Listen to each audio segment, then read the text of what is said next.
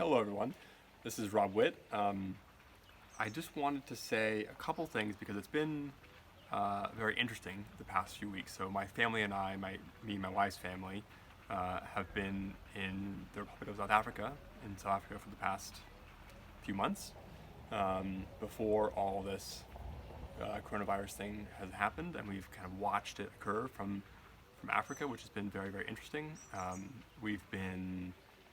The government has enacted a lockdown in this country for the past 5 days, I think, since Thursday or Friday.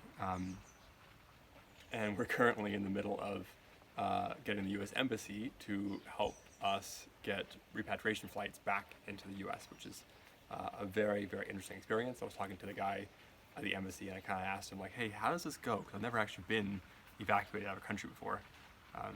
He got a bit of a chuckle out of that. Anyway, but everything's fine. I mean, we're safe. The country's beautiful. And it's very interesting as I've watched this whole thing occur, as everybody has. It's been very interesting really seeing how people are reacting and connecting in different ways that we haven't before. And that, I think, is actually very, very cool.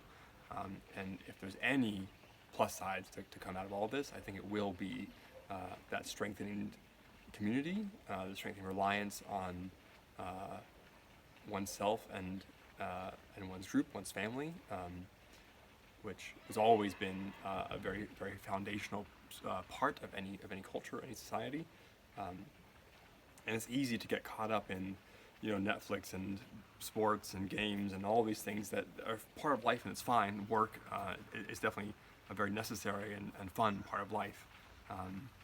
But the thing that I think is actually very, very important and very cool is I've really realized how important it is to be able to rely on oneself and to rely on the things that one can produce themselves.